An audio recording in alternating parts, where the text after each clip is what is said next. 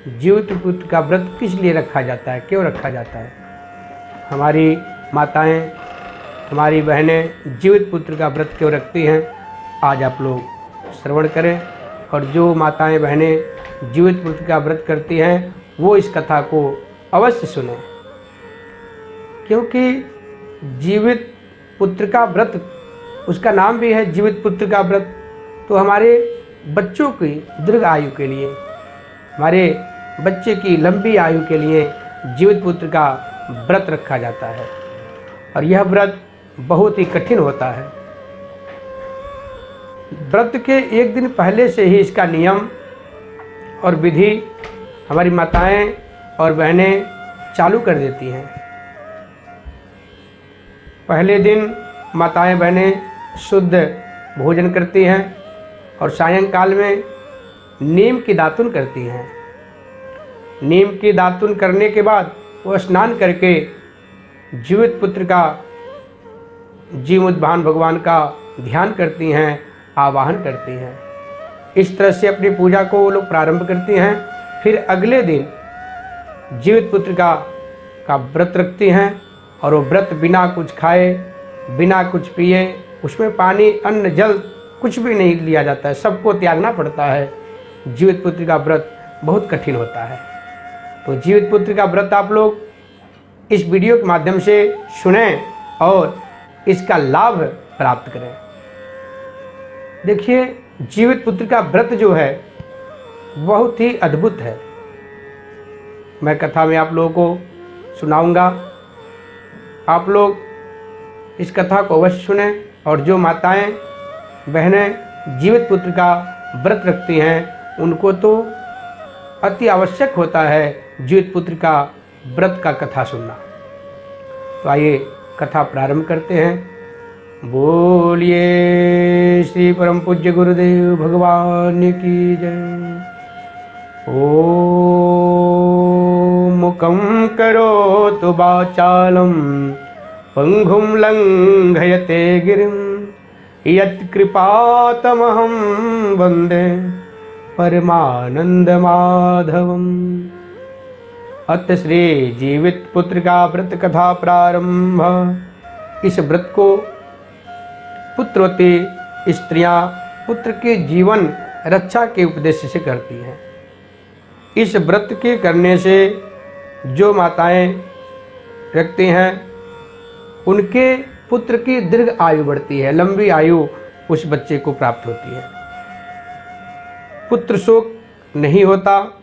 इस व्रत की कथा स्त्रियां समाज में बड़ा महत्व है तथा सम्मान है। इस व्रत को स्त्रियां निर्जला रह करके करती हैं। 24 घंटे के उपवास के बाद ही व्रत का पारण करती हैं। आश्विन मास के शुक्ल पक्ष की अष्टमी को यह व्रत रखा जाता है। सप्तमी के दिन उड़द की दाल भिगोई हुई, कुछ लोग उसमें गेहूं को मिला देते हैं। अष्टमी के दिन प्रातःकाल व्रती स्त्रियां जो व्रत रखती हैं वह माताएं बहनें उनमें से कुछ दाने साबुत ही निगल जाती हैं। इसके बाद न कुछ खाती हैं और न ही कुछ पीती हैं।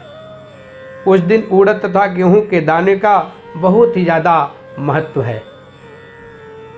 जीवमुतवाहन नामक राजा बड़े दयालु और धर्मात्मा राजा थे। एक दिन वे पर्वत पर घूमने गए। उस पर्वत पर मलयवती नामक राजकन्या देव पूजन के लिए आई हुई थी।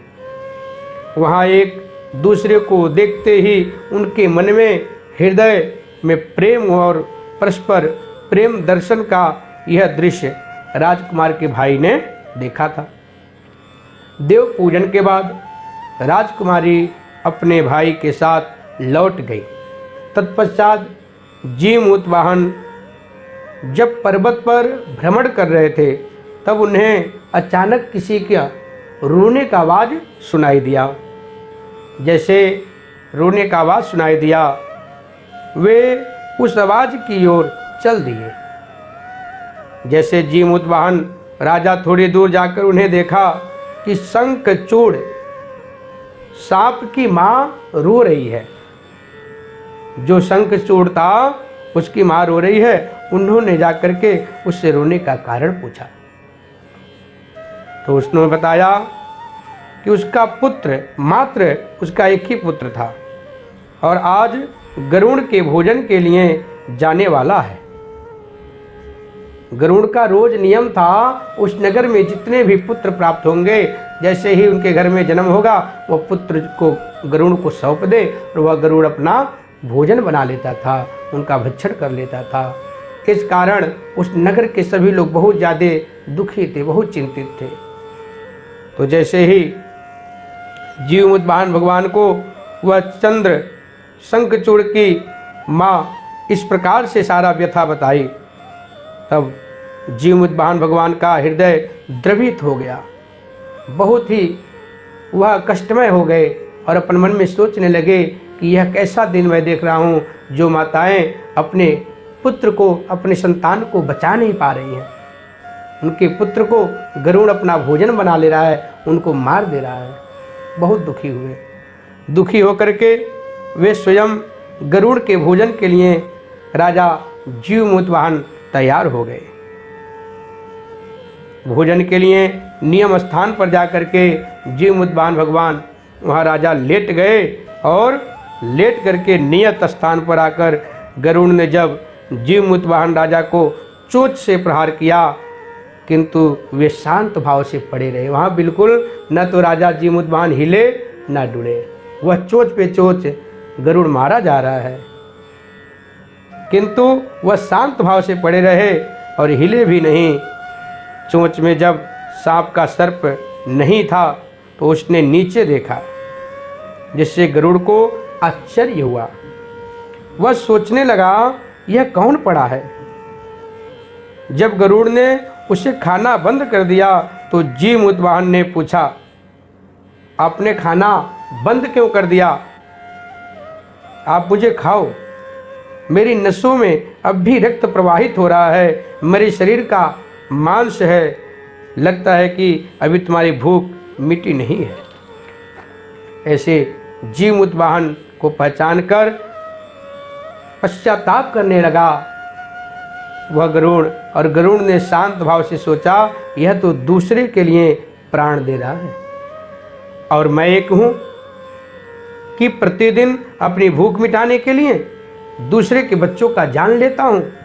इस प्रकार पश्चाताप करते हुए गरुड़ ने अपने कलंकित रूप के दर्शन किए और अपने अंदर झांका। गरुड़ ने अपने पापों का प्रायश्चित सा करने लगा और प्रायश्चित करके राजा से वर मांगने लगा और कहा, हे राजा। राजा ने कहा, आज तक आपने जितने पुत्र मारे हैं उन सबको जीवित करके भविष्य में कभी किसी के संतान को आप मारेंगे नहीं, न ही उनको अपना भोजन बनाएंगे, आप प्रतिज्ञा करें। गरुड़ ने बोला तथास्तु कह करके अपना धर्म निभाया और अपने पूरे जीवन में कभी ऐसा दुष्कर्म नहीं किया। जब यह घटना घटी उसी समय राजकुमारी का पिता तथा भाई राजा जीवमुत वाहन की खोज करते करते वहाँ पहुँच आए। उन्होंने राजकन्या का विवाह उनके साथ कर दिया और उस दिन आश्विन कृष्ण अष्टमी, आश्विन मास का जो अष्टमी था, कहीं कहीं इस व्रत को महालक्ष्मी के नाम से भी जाना जाता है और कहीं कहीं जीव पुत्रिका, कहीं कहीं जितिया के नाम से, कहीं कहीं जीवित पुत्रिका के नाम से इसको बोला जाता है। महाभारत के युद्ध के पश्चात पांडवों की अनुपस्थिति में कृतवर्मा तथा कृपाचार्य के साथ अश्वत्थामा ने शिविर में प्रवेश किया और प्रवेश करके सैनिकों को मार डाला। अश्वत्थामा ने सोए हुए द्रौपदी पुत्रों को पांडव समझा और उनके सिर काट लिए। दूसरे दिन अर्जुन ने केशव के साथ सारथी बनकर के अश्वत्थामा का पीछा करने लगा और उसने उनको बंदी बनाया। धर्मराज युधिष्ठिर के आदेश तथा श्री कृष्ण के पराशर से शीर की मणि को लेकर तथा केश मुंड कर केस को मुड़वा करके पांडवों के वशधर उतरा और उनके गर्भ पर पांडव उस अस्त्र का प्रतिरोध न कर सके। भगवान उन्होंने केशव की शरण में जा करके उनका पैर पकड़ लिया। भगवान ने सूक्ष्म रूप से उत्तरा के गर्भ में प्रवेश करके गर्भ की रक्षा की, किंतु जब पुत्र पैदा हुआ तो वह मृतक प्रायः था। भगवान ने उसे प्राण डाल दिया उसमें। वही पुत्र पांडव वश का भावी कर्णधार राजा परीक्षित हुआ। परीक्षित को इस प्रकार जीवन दान देने के कारण इस व्रत का जीवित पुत्र का नाम पड़ा है। ऊर्ध्व को निगलना श्री कृष्ण का सूक्ष्म रूप में उदर प्रवेश माना जाता है। अतः इस दिन भगवान श्री कृष्ण की पूजा की जाती है और भगवान की पूजा करके व्रत रखी जाती है। बोले श्री कृष्ण भगवान की जय।